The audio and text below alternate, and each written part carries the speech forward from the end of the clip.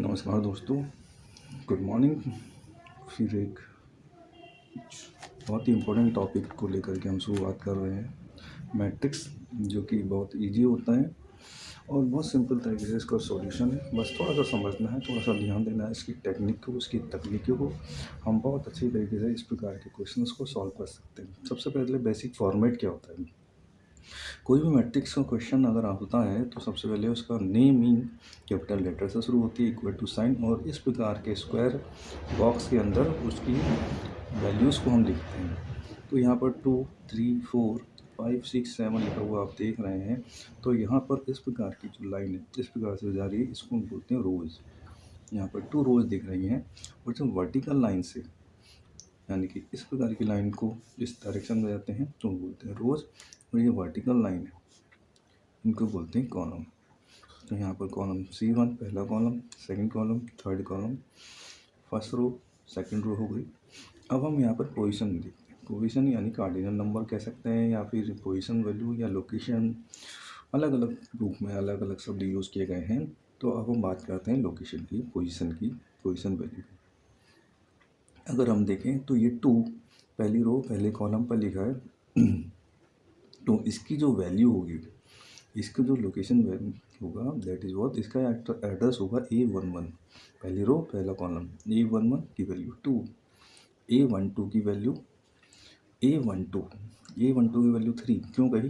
क्योंकि पहली रो है, सेकंड कॉलम है, इसलिए 1 2 लिख दिया। पहला वाला नंबर यहाँ पर जो लिखा है ये बताता है रो, सेकंड नंबर बताता है कॉलम। तो इस प्रकार से हम लिखते हैं। किसी किसी बुक में AIJ लिखते हैं, आई की वैल्यू यहाँ पर क्या हो गई 1, और जे की वैल्यू हो गई 2। तो इस प्रकार से हम देखते हैं। तो बुक बदल जाने से मीनिंग नहीं बदलते, मीनिंग वही रहते हैं। तो ध्यान दीजिएगा, A13 यहाँ पर A13 की वैल्यू है 4, A21 की वैल्यू हो गई 5, यानी अब रो बदल गई है, कॉलम फर्स्ट है 5, A22 की वैल्यू हो गई 6, A23 की वैल्यू हो गई 7। इस प्रकार से हमको देखना होता है। तो उम्मीद करता हूँ कि ये जो वैल्यू आइडेंटिफाई करना है, पोजीशन आइडेंटिफाई करना है, आप सभी को समझ में अच्छे से आ गया होगा। अब हम क्या करते हैं, एक छोटा सा क्वेश्चन सॉल्व करते हैं मैट्रिक्स का मल्टीप्लिकेशन का।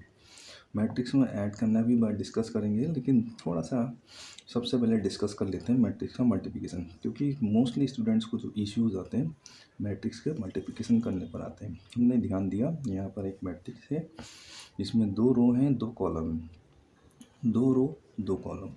तो हम क्या करेंगे, इस तरीके के क्वेश्चन को सॉल्व करने के लिए सबसे पहले हमने लिखा यहाँ पर A इंटू ए निकालने की कोशिश कर रहे हैं, A इंटू ए। तो ध्यान दीजिए, हमने इस तरीके से लिख लिया। अब हमको मल्टीप्लाई करना अगर होता है तो हम देखते हैं कि इनका ऑर्डर सही होना चाहिए। सबसे पहले ऑर्डर सेम होना चाहिए, सबसे पहली कंडीशन तो ये लिख लेते हैं। इसकी कंडीशन और भी हैं, लेकिन वो बाद में डिस्कस करेंगे। लेकिन बहुत ही सिंपल तरीके से बताने की कोशिश कर रहा हूँ, इसलिए अभी वो कंडीशन डिस्कस नहीं कर रहा हूँ। तो सबसे पहली कंडीशन हम देखते हैं कि दोनों की दोनों मैट्रिक्स स्क्वायर मैट्रिक्स होना चाहिए। तो यहाँ पर देखते हैं भाई ए से मल्टीप्लाई हो रहा है, तो दोनों ही स्क्वायर मैट्रिक्स हैं। तो हमने इस तरीके से लिख लिया। अब हम क्या करते हैं, अब हमको निकालना है A11 की वैल्यू फाइंड करनी है। तो A11 रो पहली है, कॉलम पहला है, तो पहली रो पहला कॉलम, 2 को 2 से मल्टीप्लाई किया 4 आ जाएगा, 3 को 4 से मल्टीप्लाई किया 12 आ जाएगा। दोनों को ऐड करके लिख देंगे। क्या किया, 2 को 2 से मल्टीप्लाई किया 4 आ गया, 2 से 2 को मल्टीप्लाई किया तो 4 आ गया। और कैसे किया देखिएगा, 2 इंटू 2 ये हो गया, प्लस 3 इंटू 4 किया ये हो गया। देन नेक्स्ट, अब हमें A12 निकालना है। ये तो था A11 की प्रोसेस, A12 निकालना है। तो पहली रो सेकंड कॉलम। तो हमने क्या, यहाँ पे इससे भी पता लग रहा है, पहली रो सेकंड कॉलम, पहली रो सेकंड कॉलम, पहली रो सेकंड कॉलम, पहली रो सेकंड कॉलम, पहली row second column. 2 into 3 plus 3 into 5, 2 into 3 plus 3 into 5 किया। अब हमें आगे की वैल्यू निकालनी है। ध्यान दीजिए, अब हम क्या करने जा रहे हैं, A21 की वैल्यू निकालने जा रहे हैं। तो क्या हो हमारा, second row first column, second row first column, second row first column, second row first column, second row first column. Second row first column.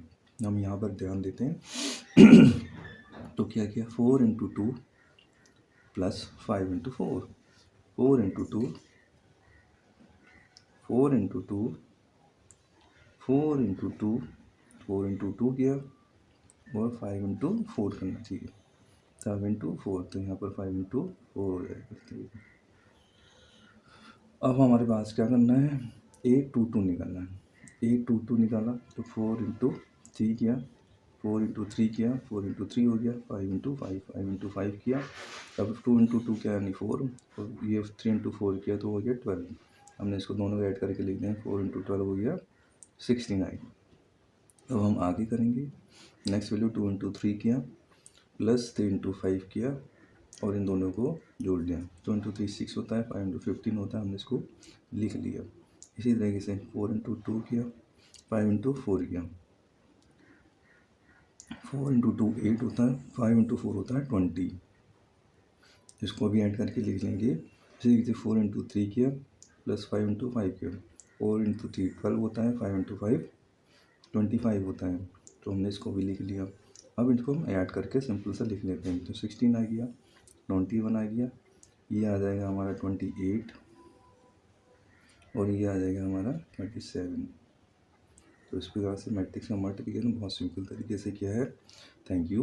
Hope करता हूँ, उम्मीद करता हूँ कि मैट्रिक्स का मल्टीप्लिकेशन आएगा तो आप इस तरीके से बहुत सिंपल तरीके से सॉल्व कर लेंगे। इसको आगे की करेंगे लेकिन आगे दूसरी क्लास में डिस्कस करते हैं, दूसरे लेक्चर में डिस्कस करता हूँ। Thank you very much.